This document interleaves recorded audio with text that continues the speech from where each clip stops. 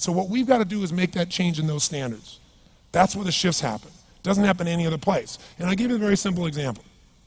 If you want to know the difference in people's lives, it all comes down to what are the things that are musts for you versus shoulds. So let me tell you this. We said to have an extraordinary life, you got to have an extraordinary psychology, right? Extraordinary psychology means you got to live in an extraordinary state. To be in an extraordinary state, you got to condition your nervous system, your body, your physiology and focus to be at their best. Do you agree with this? Yes or no? Then to do that, though, you can do that. Why doesn't everybody? Not because you can't. We all have the ability. It's because of our standards. I remember a time early in my career, I was about 24, and I went to do a seminar in Boston. And in those days, a big seminar for me was like 125 people. And it was a 3-day seminar, and we worked around the clock, and people made such extraordinary changes in their life. And at the end of it, I was feeling so fulfilled. I was thinking, my God, I'm 24, maybe 25 at the time, and I am so happy because I have found my mission in life. I'm doing what I love. It's making a difference in people's lives. This is extraordinary. So we finished about midnight on the Sunday night. And around midnight, you know, I'm still wound up, so I don't feel like going to bed. So I decided, okay, you know, let me take a walk here, and I decided to go through Copley Square. If you've been through Copley Square, you know it's a pretty neat place. Because in Copley Square, you can look up and you can see buildings that were here before we were known as the United States, and beside them you see skyscrapers that are new. It's a pretty cool place. So I'm walking around midnight on Sunday night. There's nobody in Copley Square midnight on Sunday night. And I'm walking along, and I see this guy in the distance, and he's kind of stumbling back and forth between the gutter and the sidewalk. He's got a long trench coat on, his head's down like this, he's holding a brown bag, and I can start to smell him even before I get there, and I'm thinking, you know, this guy is obviously drunk. And as I started to get closer, I thought, I bet he's going to beg me for some money. And sure enough, whatever you focus on life tends to happen, doesn't it? So sure enough, he gets real close to me, and I thought all of a sudden he wasn't going to do it, and all of a sudden he popped his head up. It was really weird. He went, "Mister!" He had this really bizarre looking sounding voice. He went, "Mister, could you loan me a quarter?" And I thought, do I want to reward this behavior? And then I thought, I don't want him to suffer. Do you have this dilemma sometimes?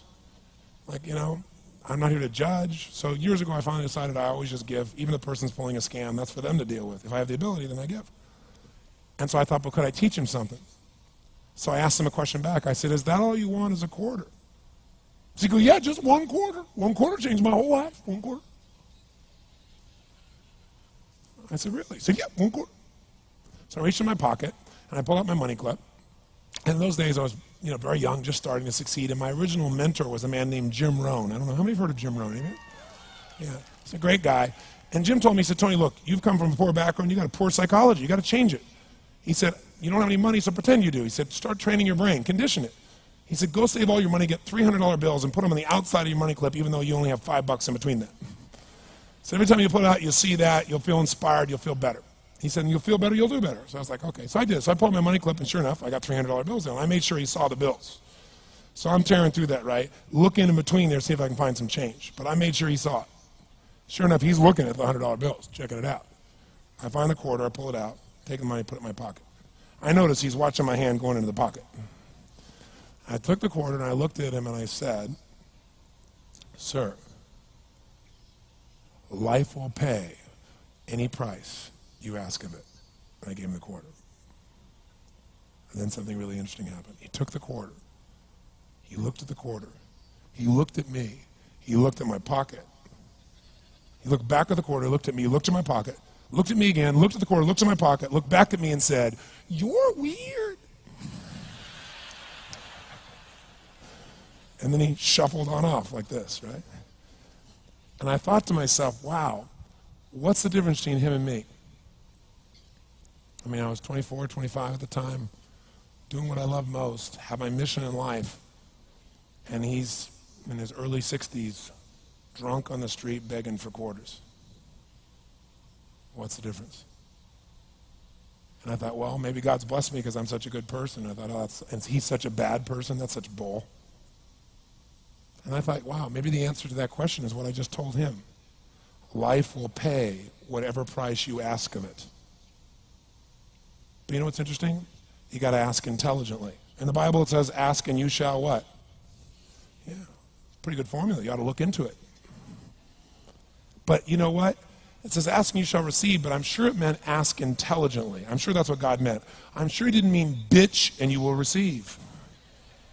Whine and you will receive. I don't think that was the instruction.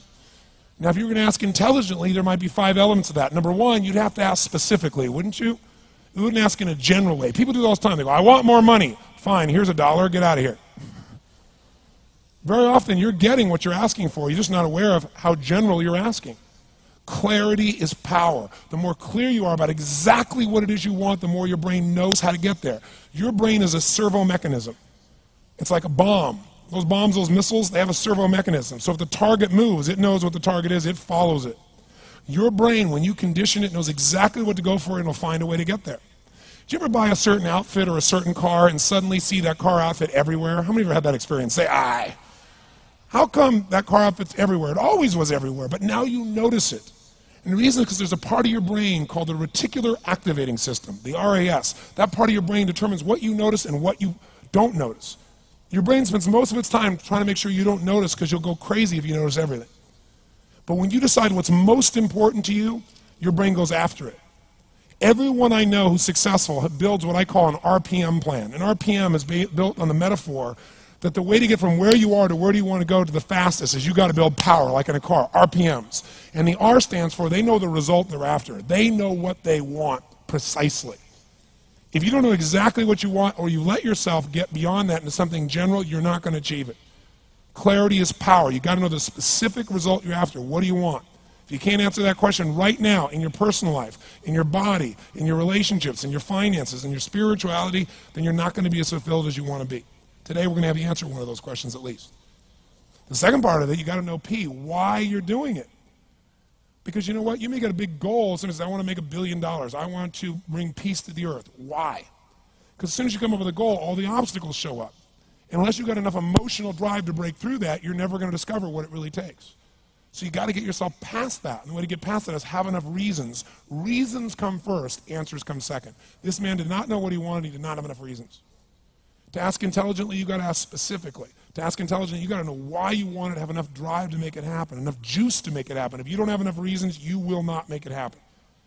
And the M is, what is your massive action plan? What is going to get you to actually follow through? Because the first plan's not going to work and the second plan's going to work, so you better have enough plans that if the first two don't work, you still got something else. Otherwise, you're going to be having excuses why it didn't work. So asking intelligently requires that. So if we're going to be extraordinary in our results, we've got to be in an extraordinary state. We've got to know what we want and we've got to go use it.